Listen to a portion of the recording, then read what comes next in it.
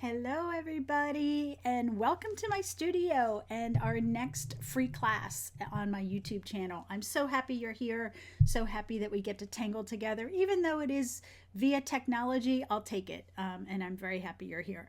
Today, we're going to do a really nice, gentle tangling. I am going to work on a Zendala, which is a round tile.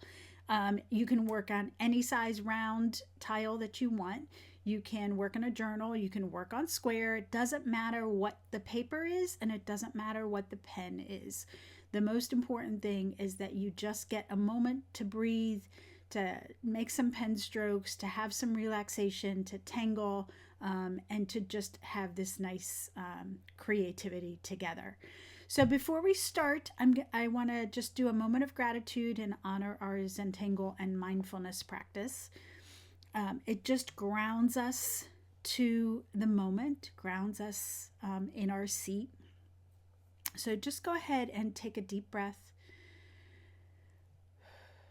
and exhale at your own pace. You don't have to do exactly what I'm doing. Whatever feels comfortable for you to just heighten all of your senses. Bring them together.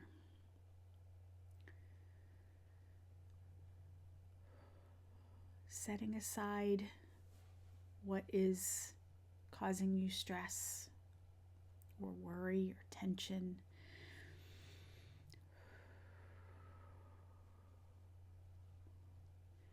Just acknowledging how you feel right now without any judgment, without any problem solving. Just acknowledgement. Our affirmation today is mistakes are a path to unrealized treasures. Have a good moment of gratitude.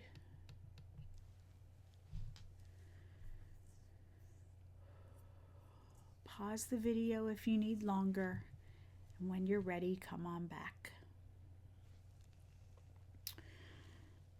Okay, so for those who don't know, I have an affirmation deck, and before every class, I randomly pull a card, and a lot of people requested to see it, so I like to put it under camera. All right, so let's go ahead. We're going right to our tile today. We don't need to practice this tangle. I think we can go right in, and you'll be perfectly fine. But I will tell you the name of it. The tangle we're doing is called Mumsy. And it is by Sandy Steen Bartholomew. That is Sandy Steen.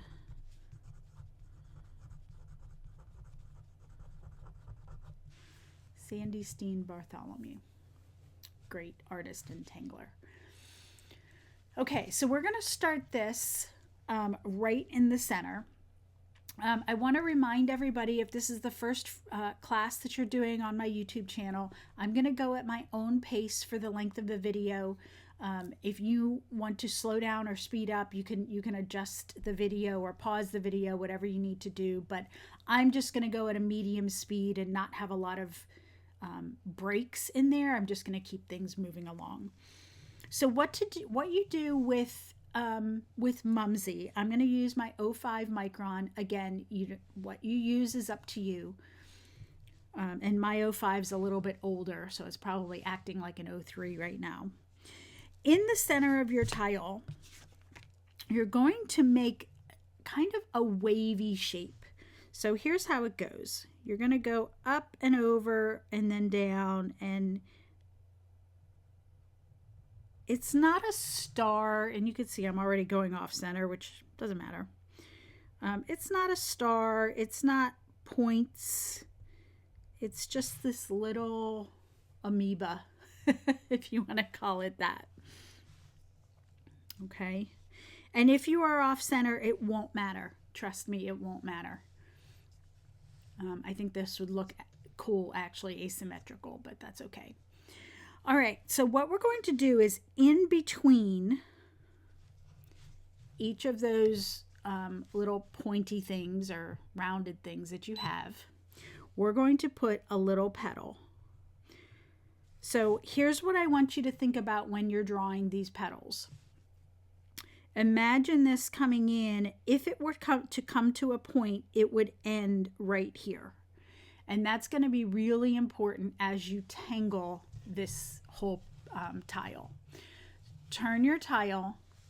Imagine where that point is. Sometimes I air draw it, and you're going to put another petal. They may or may not be the same. This is an amazingly forgiving tangle pattern.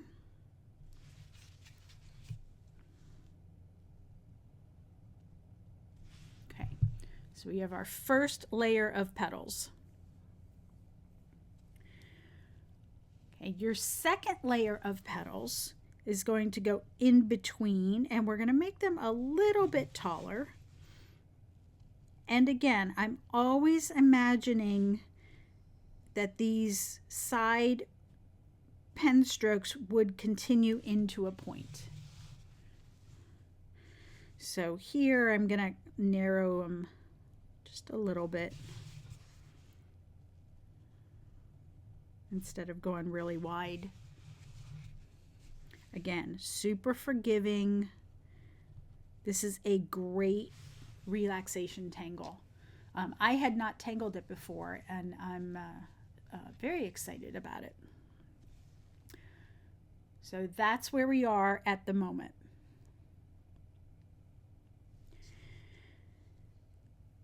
So from here, we're going to keep adding petal shapes, but we're going to try to not have it so rhythmic. So the first row, we go in between our little curves into the valleys. The second row goes in between those. Well, if we keep that rhythm, your flower is going to look very linear. It's going to have this rhythm to it, and it really throws off the look. It's a different look. I shouldn't say it throws it off. It's just a different look. I'm going for more random, and I guess I could show you the tile because you probably have already seen it in the image for the recording. So this is where we're going. Okay, we're going to fill this whole thing up. So if you were to look in the center, here was my first amoeba. Here's the petals in between in the valleys. Here's the second row.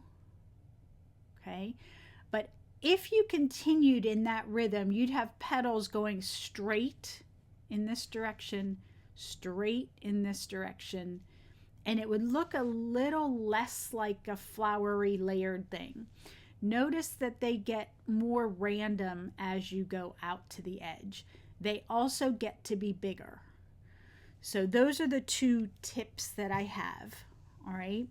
So as I come in here, I'm going to start filling in, and I might start filling in rhythm right there. But maybe this one I stop a little bit short. And this is a bit intuitive, what's going to fall. So this one, maybe I'll do a shorter petal that ends at the top just to get me out of stacking petals. This third row can be a little stacked just because you're still getting your footing. Like here, it just makes sense to have one right over it, but here I'm going to shorten it again. And then here I'm going to shorten it again.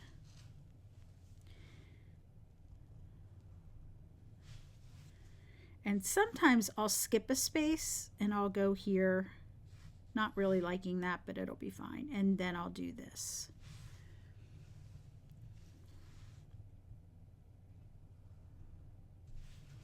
So if I feel like things are getting into too much of a rhythm, I will skip a space and force it into something else.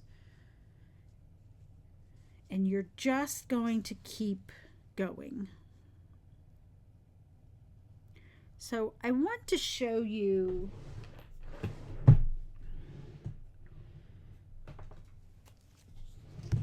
as you get further and further away from the center, you still want these outer petals to look like they would come into a point if you could see the whole petal. I have a post-it note right here, regular post-it note, but it's clear. And I want to just put this down to show you. So I'm not writing on my tile. I have a post-it note here. When I add a petal out here, technically, I'm going to make sure I'm on the post-it as I do this. Technically, it's this petal. So if I were to see the whole petal, it would look like that. Now, obviously, we're only seeing this part, right? But it still would come to a point. These edges would still be curving in or coming in for whatever you could see. If I were to not pay attention and draw my upper part of that petal in a different way and not pay attention to it, it's gonna look odd, because if you were actually to see that petal, the point no longer aims towards the center. It may not make a difference at this level, but for some levels it really makes a difference. So when I do these types of tangles, I really do sometimes air draw just to get me that flow. Air draw, come up, and always imagine coming back down. These petals are getting bigger. I'm going to throw off the rhythm a little bit now.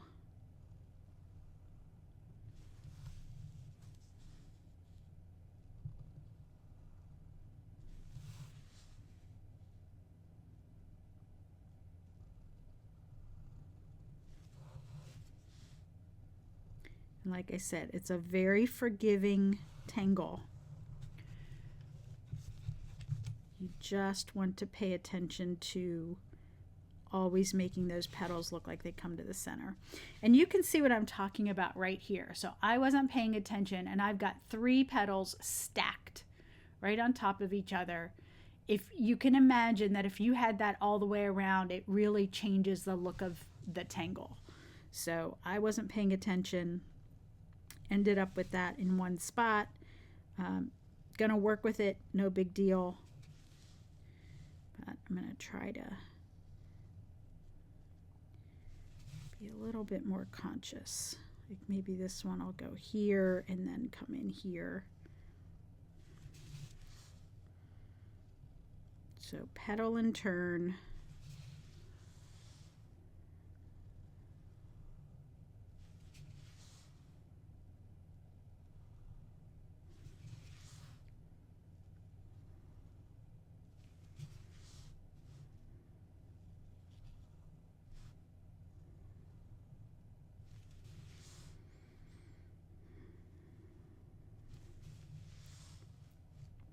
I'm also going to say that this tangle doesn't look very interesting at all until you get the auras into it. When I was working on it at first, I thought, oh, I'm going to have to do a different design. And then I added the auras, and I was really excited at that point. So it has a bit of an awkward stage to it.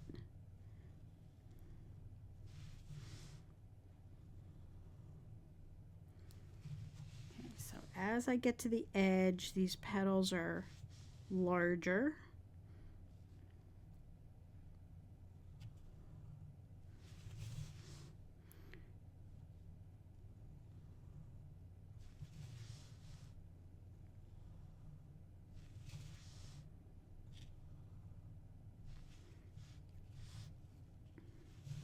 And I'm not going all the way to the edge, so I have about that much done right now.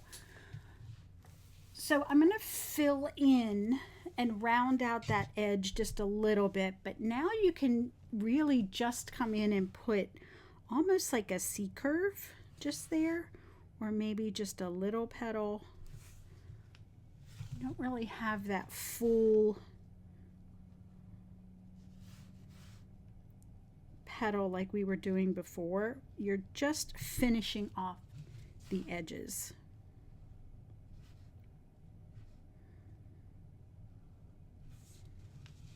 And this one I might do too. I'm not trying to make it super even. I don't want it to be a perfect circle out there.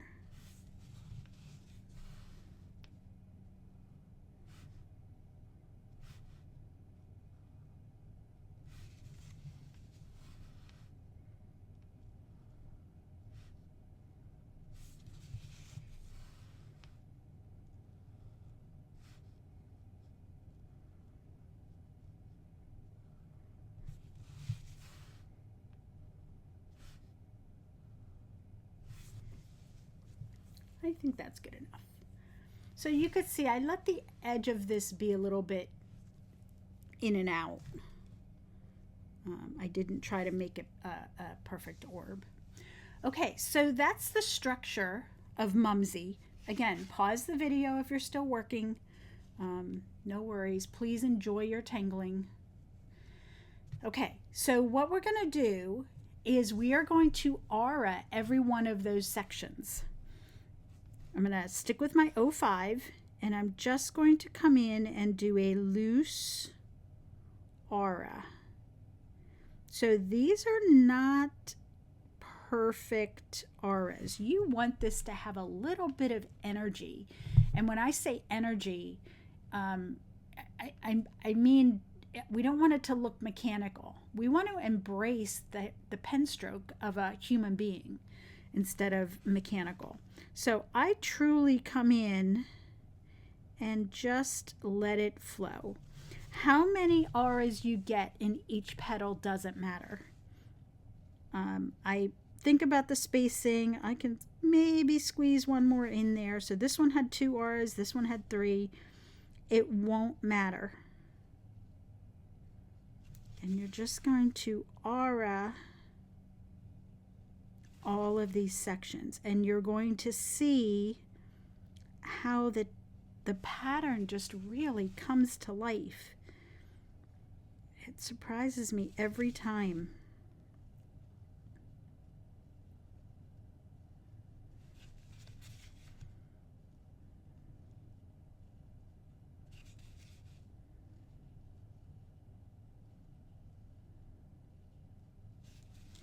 So I'm doing auras around that center and turning my tile. You can also approach this keeping your tile in one position and then auraing out to the edge. That's another way to look at it. I want to have you pay attention to something though. Again, where's my sticky? So I'm going to put my clear sticky on here again just to show you. I'm going to look at this petal right here. Okay, I have my sticky over it. I'm just demoing what not to do. When you aura this, this is not how you want to aura. So see how I auraed the top and then I just kept auraing down? This is not how you want to do it because that doesn't look like a petal, right? That looks like you just took the edge and you auraed it all the way to the center. The way you have to aura this to make it look like the petal is always think of those auras. Each one of those auras should look like they come to a point. So I aura that edge, but my next aura is coming in to like a petal, coming in like a petal, and then that middle one actually you can see a little bit. Okay, so every aura you want to think like a petal, that if you were to actually see the point, it too would be pointing towards the center. It wouldn't reach the center because it's smaller, but it would be pointing towards the center. So that's a really important point as you start to aura these outer sections.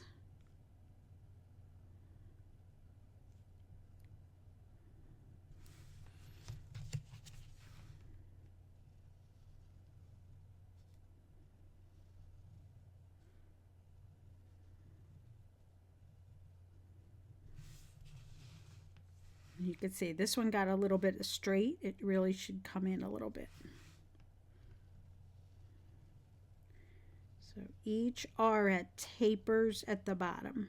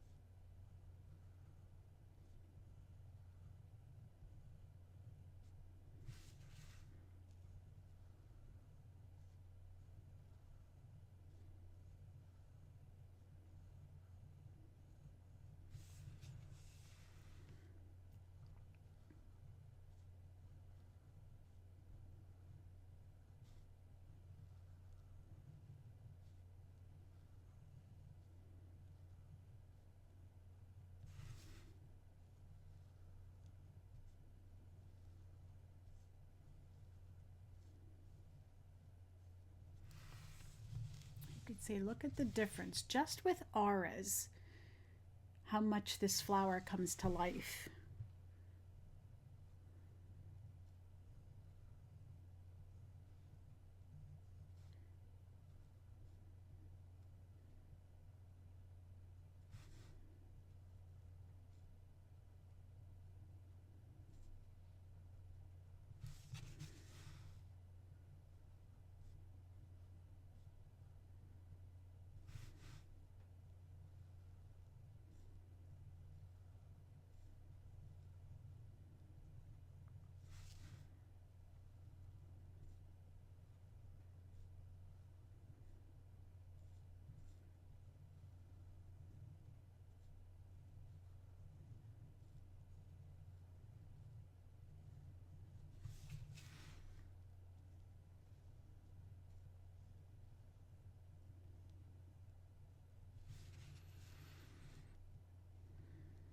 And if you're watching this, I definitely have some petals that are more squared up to the center than not. Like right here, it got a little messy. It's all going to be hidden. Um, really forgiving tangle. So loosen up your pen grip. Let go of that perfectionism if you have it. Don't worry about shaky lines. This is a tangle that embraces shaky lines, imperfections, flow, whatever you want to call it. It's a great relaxation tangle.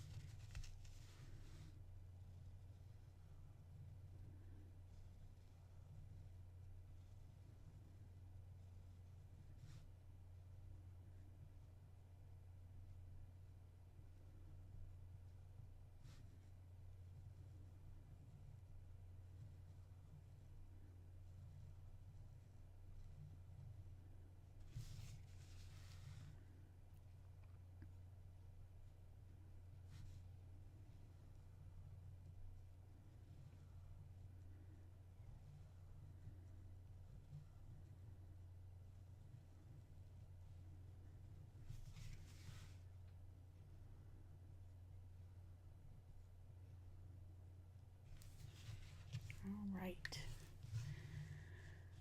Nice long stretch of quiet aura-ing, which is why I was not talking very much during that stretch. Okay, so we have our beautiful Mumsy design here. Looks like a flower. Wasn't the intent, but it looks like a flower just by nature. We want to put just a tiny border on this before we shade. And the border I'm going to put on there is Eek, which is a Zentangle headquarters pattern. But we're only going to do one half of it. And Eek is as simple as coming along the edge and a loop. Along the edge and a loop. And random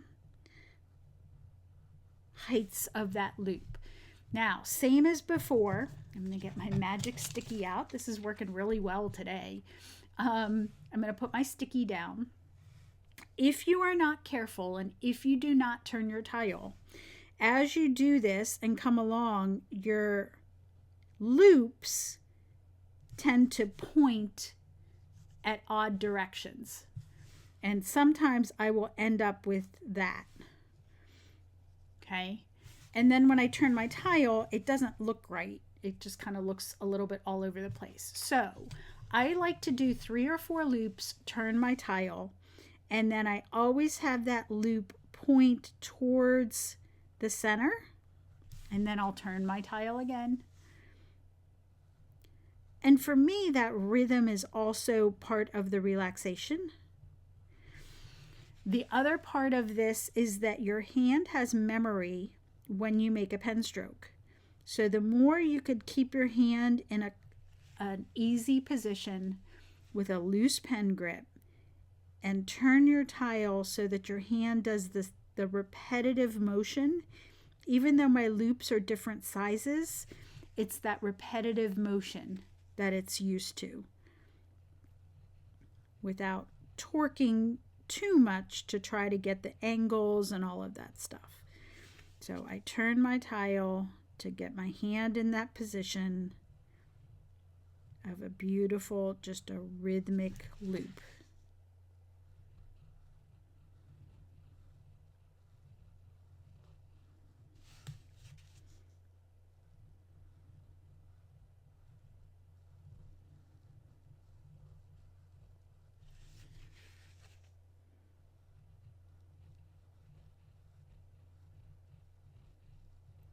Some of the loops are closer together, some are wide loops, some are skinny loops.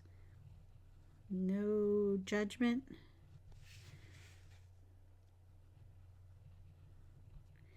And then when I come to the end, I'm just going to slow down, and then I can connect it.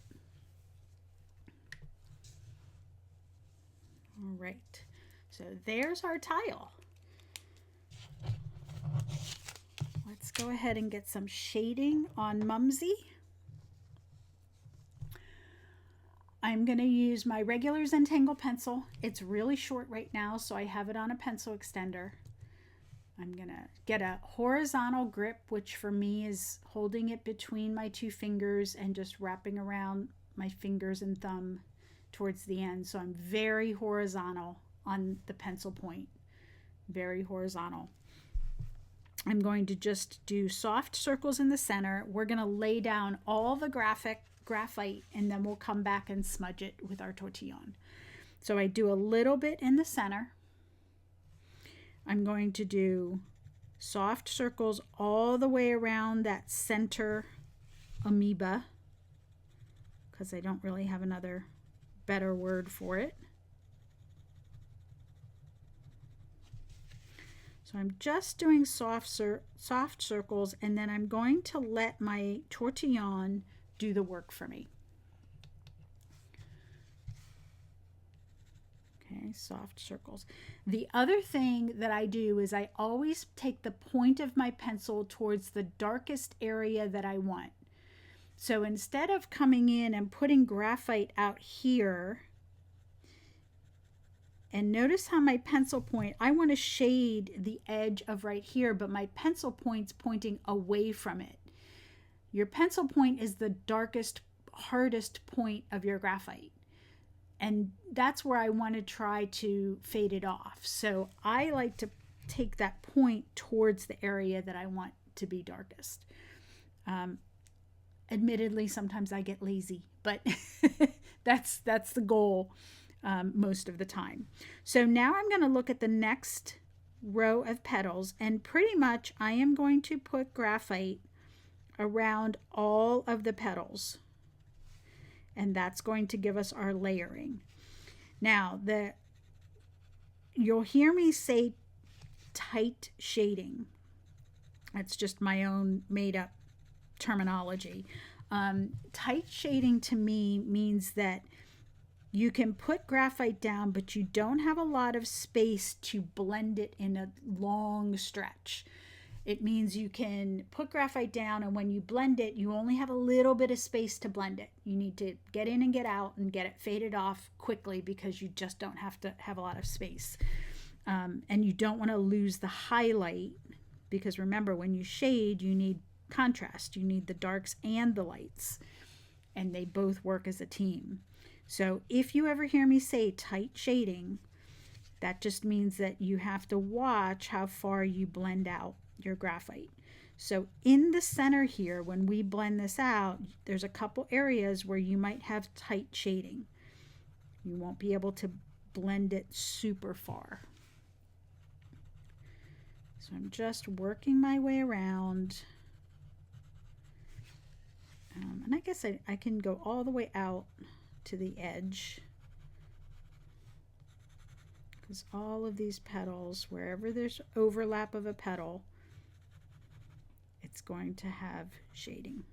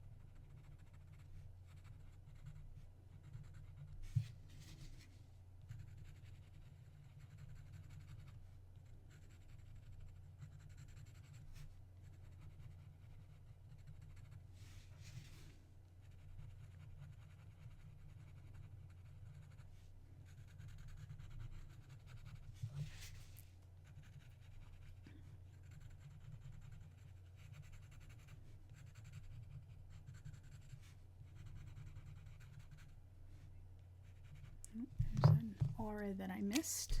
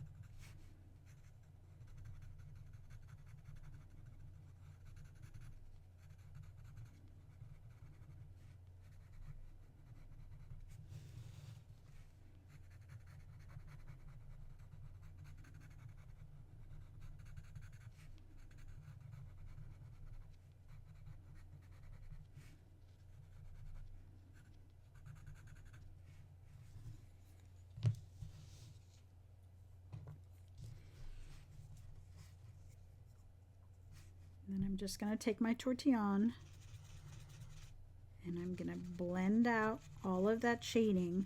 But as I blend it out, I want to make sure that the rounded tops of every petal stay white.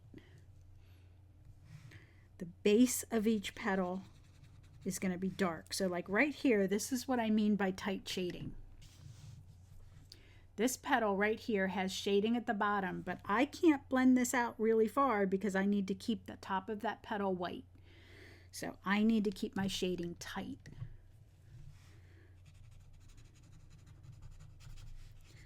And you can do soft circles with your tortillon too. You just need to have that lighter touch so it fades off. That way you don't get a line.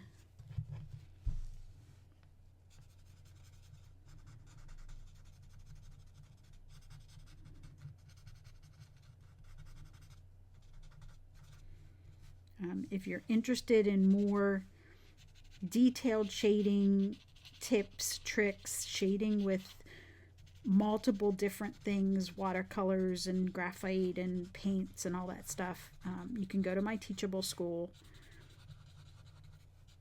Mary Rose Feldman, czt.teachable.com, and I have a shading class there that gives you all different kinds of informations. We don't do a project. It's about making a reference sheet of different ways and tools that you can shade with.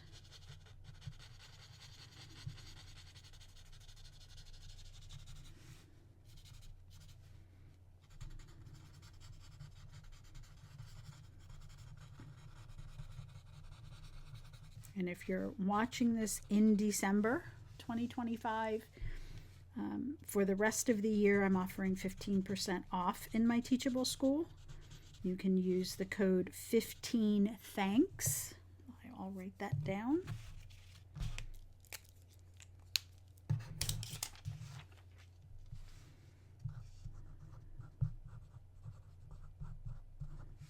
If you use that code in my Teachable School from now through the end of the year, so this is December 2025, now through the end of December 2025, you can get an extra 15% off of anything in my school.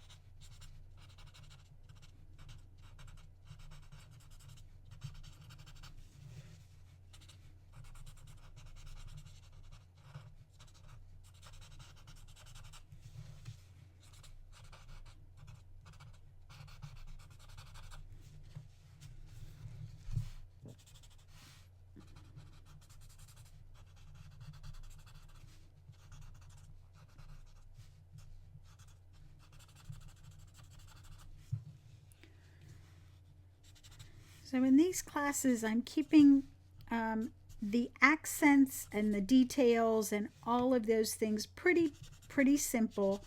We're not doing a lot of rounding, a lot of extra line work. I'm trying to keep it just very gentle tangling, especially this time of year when we may be limited on time and we want to have a mindful moment and we want to tangle, but we just don't have 2 hours to spend on a tangle. So I say that because just with that shading, look how that goes 3D and just pops on the screen. That is very simple shading. If you have extra time and you want to play a little bit more, you can come in and you can darken the edge of the petals and get a little bit more contrast. So I'm just with my pen darkening the very outer edge of each of those petals. Okay, it is not mandatory, but that's just one thing you can do. The other thing that you can do if you want to play more is you can do a second layer of shading. I have a Blackwing 602 pencil here, which is much darker, and you can come in and you can add extra darkness to the corners and to the overlap, which can give you more depth in there. You can also do that with a black colored pencil. It doesn't have to be a Blackwing. You can do it with your graphite pencil and just do a second layer, just really dark in those corners. So there's a lot of different ways that you could play with this. But for now, for the purposes of our video and our class, you can go ahead and put on your chop, which is your initials. We always want to honor our chop on our tangles, on our tiles, because we just happen to accidentally make beautiful art as we're trying to relax. And make sure you sign.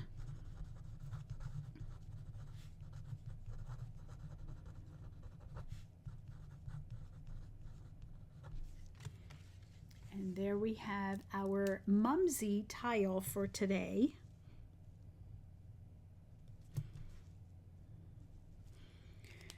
Go ahead and take a nice good deep breath. Maybe a little stretch if you need a little stretch. I hope you enjoyed today's tile, and I hope we get to tangle again very soon. Thanks for visiting my studio. Have a great day.